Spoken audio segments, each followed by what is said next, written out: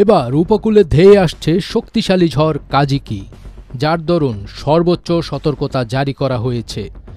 দক্ষিণ পূর্ব এশিয়ার দিকে ধেয়ে আসছে শক্তিশালী এই ঝড়। ইতোমধ্যে ভিয়েতনাম জুড়ে সর্বোচ্চ সতর্কতা জারি করা হয়েছে। এছাড়া দেশটির বিভিন্ন অঞ্চল থেকে নিরাপদ আশ্রয়ে সরিয়ে নেওয়া হচ্ছে প্রায় 5,86,000 মানুষকে।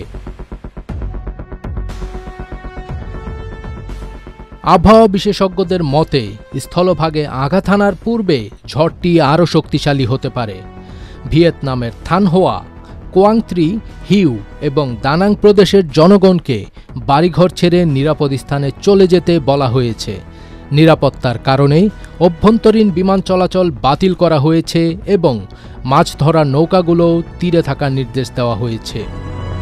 ঝড়টি ইতোমধ্যেই চীনের হাইনান অতিক্রম করেছে। সেখানে আবহাওয়া সংস্থার তথ্য অনুযায়ী 320 মিলিমিটার পর্যন্ত ভারী বৃষ্টিপাত হতে পারে।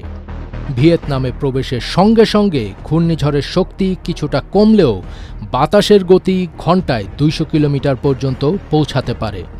এছাড়াও 300 থেকে 400 মিলিমিটার বৃষ্টিপাত এবং 2 থেকে 4 মিটার উচ্চতার ঝড়ো জলোচ্ছ্বাসের সম্ভাবনা রয়েছে।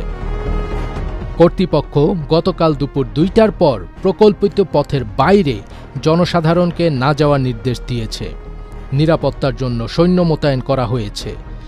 ওয়ালটন টেলিভিশন মাত্র 25,490 টাকায় পাচ্ছেন গুগল টিভি। কৃষি ও পরিবেশ মন্ত্রণালয়ের কর্মকর্তারা সতর্ক করে বলেছেন, পরিস্থিতি অত্যন্ত বিপজ্জনক, পর্যটন ও জলযান কার্যক্রমের জন্য নিরাপদ নয়। ভিয়েতনাম এয়ারলাইন্সও কেন্দ্রীয় শহরগুলোতে যাওয়া এবং আসার কমপক্ষে 22টি ফ্লাইট বাতিল করেছে। কর্মকর্তারা আশঙ্কা প্রকাশ করেছেন যে ঘূর্ণিঝড়টি গত বছরের ইয়াগি টাইফুনের মতো ধ্বংসাত্মক হতে পারে, যা তখন শত শত মানুষের প্রাণহানির ঘটনা ঘটিয়েছিল। পাজবির তাজ, এটিএন বাংলা।